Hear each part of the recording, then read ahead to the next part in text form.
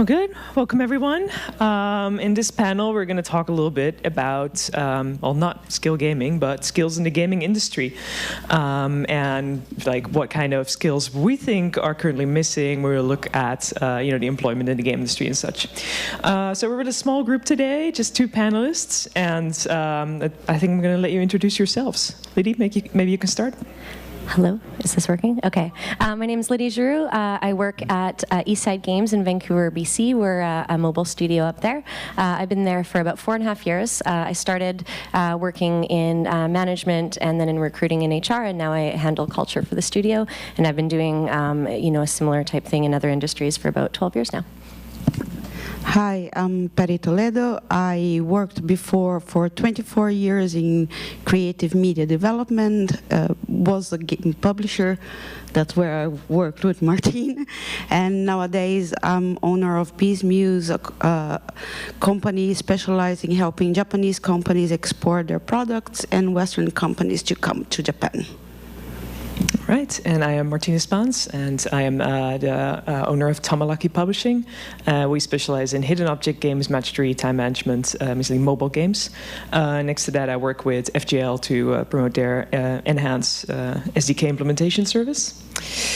So, the gaming industry. So, kind of trying to look at the beginning of someone's career, or someone coming from a university, for example. Nowadays, there's so many universities that really have dedicated programs when it comes to the games industry and such. But my knowledge is mainly of the European universities, and when I look at that, it's always very much focused on design or programming or art. And when you look at those programs, and as far as your experience goes, what do you think is really missing currently?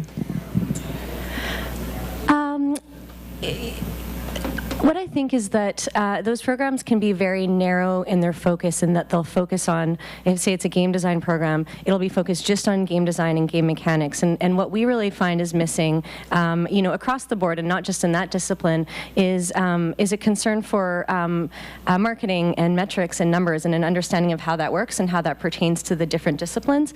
So that's something, we're pretty metrics driven at Eastside, and so that's something that we tend to have to train people when they come in. But it would be wonderful to have that, that skill set going in. Would you say it's important for, let's say, an artist to kind of understand, monetization or marketing?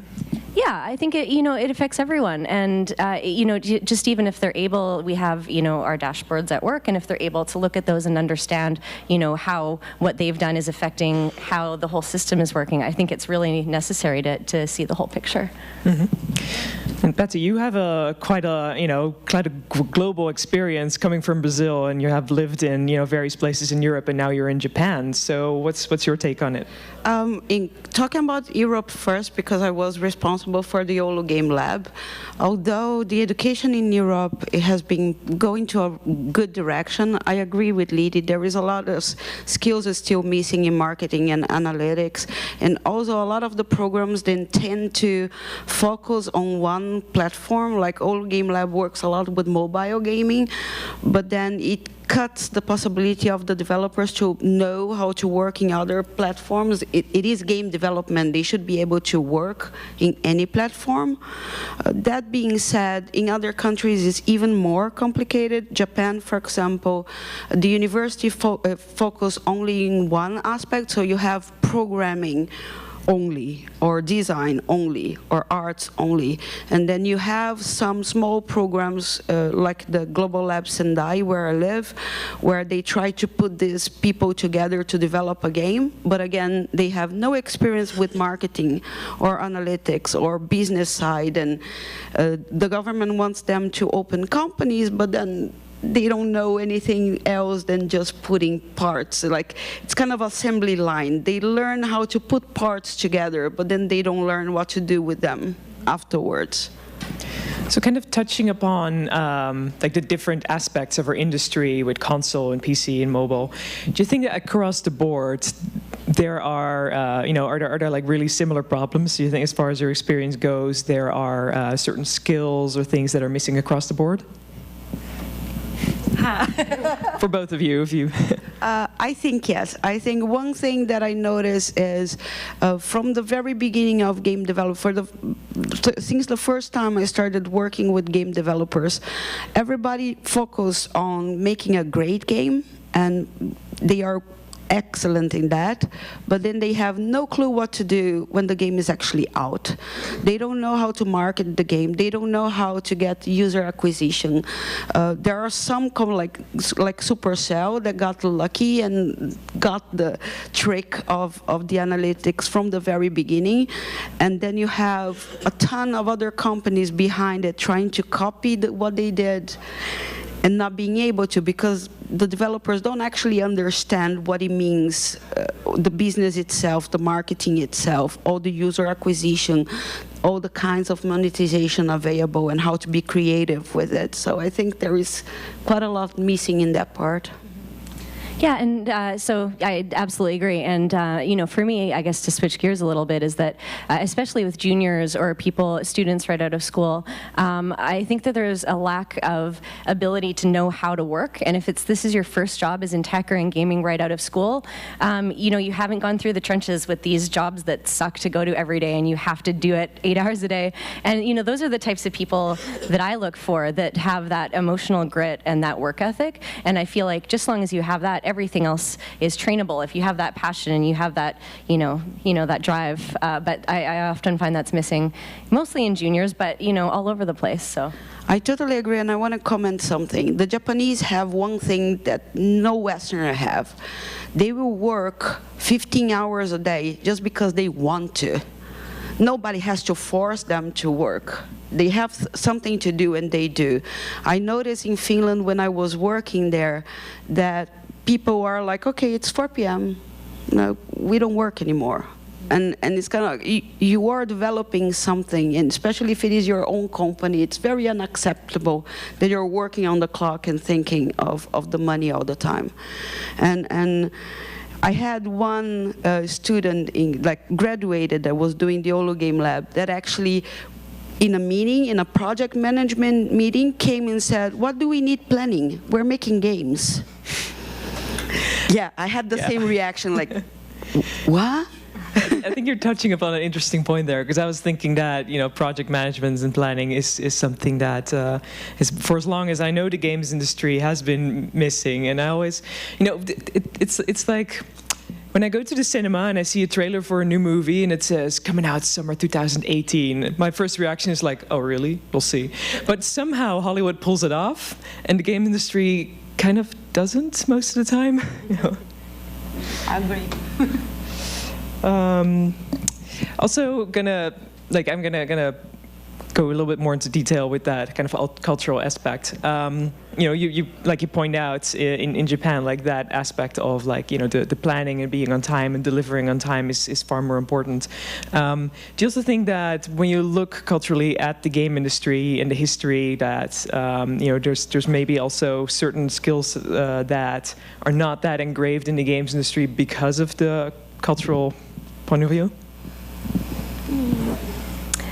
I don't know, that's a tough one, because I think studios have such different cultures from each other, and what works for some might not work for others. And you know, we founded our studio being you know, indie mobile studio, that people that are coming sort of from a more old school mentality and from console gaming, they tend to have that type of work ethic that I was talking about. You know, they've been through that, and they've had to work really long hours for a very long time on different projects, and so I feel like those people almost get it more than the people that are coming in and have only worked in, you know, a tech company or a mobile company.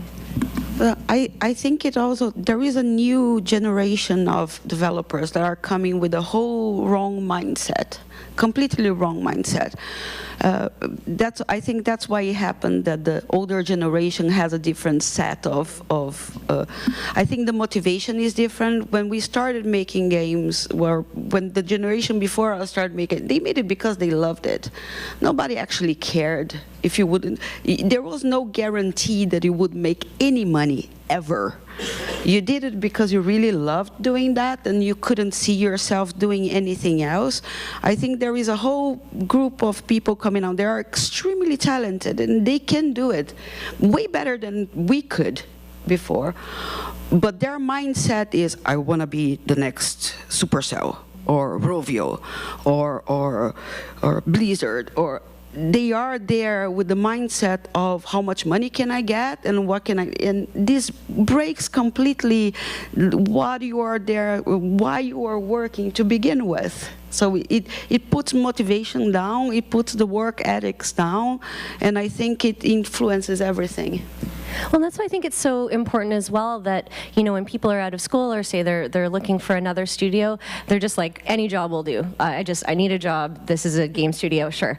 And it's so important, and this is what I want to see way more of, is people really doing their research and really figuring out the culture and the values and the, you know, the vibe of the studios that they will really mesh with, because if it doesn't work for them, even if they do get hired, it's not going to be a fit down the road, and they're not going to be happy, and we're not going to be happy with them, and so just a lot more research and people really figuring out what they're passionate about, and it might take longer to get that role, but you'll be just so ecstatic about it. Mm-hmm. So let's say that, Lidi, that like a former indie developer like applies for a job. You know, his first game was great, his second game wasn't so much, and now he needs to like take up a job. You know, I'm not sure if you've ever been in a situation like that, but are there typical like scenarios or certain skills that you see are missing? Can someone like that be a team player, for example? Yeah, I think it really does depend on the person, but you know, I think they would bring a lot of really amazing things to the table, and they know, you know, they've probably had a hard go of it, doing their own thing, and but you know, there's probably things that are missing. If it was a super small studio, you know, 1 or 2 people, they might not have that ability to work as a team or to be able to receive you know, criticism or to be able to be managed effectively. You know, I think there's some things, but you know, everyone's different, so. Yeah, I agree. It can vary a lot. I tend to think that the people that failed before, they are better. Because when they fail, they are humble and they want to learn and they want to be part of something else. I had experience with co-workers that were super good and the best programmers in Microsoft, and they were the stars. And then when they come to the company, they cannot play in teams. They think they are better than everybody else, and it's very hard to manage this kind of people if they already think that they are so awesome that everybody else is under. So I think one thing that is when people graduate and go to, I think it would be a good thing if they could fail a little bit. I know nobody wants to fail, but usually the people that fail, they learn more. Right, it's all experience, yeah. Do you think that there's also a difference in that mindset between people from, you know, from college or from university? Like maybe some more or less arrogance or something? Totally, and yeah, and I think that it's really important that to define that confidence and knowing that you're really good at what you do is a very different thing than arrogance. And when we were going through our core values as a studio, we had this conversation a lot, because one of our values is being humble, but then the opposite of that is you know, the opposite of that is arrogance, I think. So there's a difference between having amazing skills and knowing you do and owning that, and then just sort of being a jerk. Yep. Agree. Right on. So, you know, Patty, you also brought up something interesting where you talked about this earlier, where you've been in jobs as a service provider also. Do you think that there's basically enough sort of, you know, can there be a better preparation, or is there enough knowledge about how to really cooperate with different companies, you know, and that trust level, and kind of collaborating instead of, you know, fighting? I see that a lot, and I have seen that a lot as a service provider with different companies. When the companies are slightly bigger, like we work with Paradox and with Sony, of course, the bigger companies, they know they cannot do everything. They know that they will need people for localization, they will need people for marketing, and either they make a whole department for that inside of their own company, and it's almost like a different company inside of their own, or they go to service providers. When it goes to indie developers, people have a tendency to think that either is not important, or is they just don't want to. They think it's money that they are throwing away. And a lot of times they fail because they don't find a good way to work with these service providers that can help them succeed. And I see that a lot nowadays because, of course, if indie developers want to come to Japan, they have to localize their games, and then for them it's a big plus of, oh, but I have to invest on that, and they don't know what to do. I think there is a lot of miscommunication and a lot of fear of dealing, and it's connected with the lack of skills of business and analytics and everything. If the developers had a very full of the understanding of what is needed to make a game successful, working with the service providers would be something natural for them, because they would know what are the points that they need to do and they don't know how to do it, and they would immediately look for the people that can do it better. Yeah, a slightly different angle here, you know, and I feel like I'm a bit of a broken record, but we only work with providers, and whether that's who we use for our ads to who we use for our composting, that are aligned with what we believe in and have similar values to us. And so we do a lot of research before we hire anyone that we use. And you know, I think by going through that process and taking more time at the beginning, it just makes for a better partnership and more mutual respect and all those things later on. And I mean, also, you know, as far as I've had experience working with service providers, they came basically from all across the world. And then they bring to the table their own little set of sort of cultural values and things. Do you have any advice on basically how to tackle that? You know, when you're, for example, when you're working with studios from India or from the Philippines or from Japan, whatever. Yeah, that's not so much what we do, but you know, my opinion on that is, yeah, just having that mutual respect and understanding that everyone can bring those different points of view, and not blaming if something goes wrong. Like, it has to be a partnership, and if something goes wrong on their end, it's, you know, it's both sides' fault. And I feel like sometimes we can fall into that a little bit, as like, oh, you know, this provider is really shitty, you know, and they did these things wrong, and it's sort of this toxic thing. But keeping that out of it and maintaining this, you know, healthy, trusting relationship, I think, is very important. All right. I do see we have about 8 minutes left, so I was also wondering if there are any questions from the audience. They're very quiet. Very quiet. If not, then I can continue. Continuing a little bit more on the business side. So I've myself been talking with universities also, like how they can fill in basically the business side of point of view, and then, but especially when you look at mobile, you know, there are changes every year, and you know, for a university to really develop a program, it might take a few years. So you know, what would from both of you basically be the advice to a university like that? Like, what should they focus on? Is there some kind of underlying skill there, or an underlying thing that, you know, kind of translates across the board? You or me? Sure, I'll go. You know, something that we always recommend to candidates that are applying, especially if it's they're coming from like a game design background, is to participate in game jams and be making their own things. And I feel like by doing that, or just pushing something out onto the store and seeing how that works, I feel like that's the best way for you to just get that hands-on experience. So maybe the universities wouldn't be able to provide, you know, specific training, but by encouraging their students to be well-rounded and to be working and creating their own things, I think that they'll gain that knowledge naturally. And then you'll be a lot more aware of like who the top players are on the App Store and all those things. And once you start having that business mind, I think that learning will follow.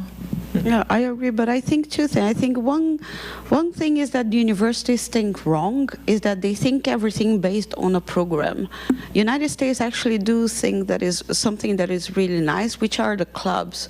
The students themselves, if they are interested in games, they could create clubs themselves where there would be similar to jams, but more often, that they can actually discuss things and develop things. And the second thing is, if you want to work with game business, it doesn't matter if you're a programmer, artist, whatever you do, you read about it. That's something that it's beyond my understanding. How can people want to work in this business and it's unable to actually go to we are in Pocket Gamer. Go to Pocket Gamer and read the news.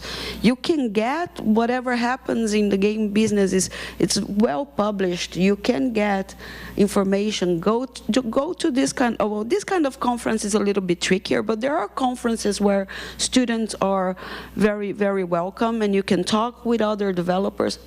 It's the basis. If you are studying medicine, people go to Congress and they read books all the time. So why doing games, people decide not to read about it or to research about other topics? It's part of the education. Mm-hmm. Well, I just want to add to that too. If going to a conference is too expensive or if it's too far away, there's so many resources. The GDC Vault or Casual Connect has all their stuff on YouTube. I think you can pretty much become an expert in anything just by watching those things. And if there's an area that you feel like you're lacking, then there's more than enough info to last you for a million years on any topic. Very true. Yeah. Exactly. So just to, do I see a hand back there for a question? Hi. Yeah. I'm wondering if I went to game school for 4 years, and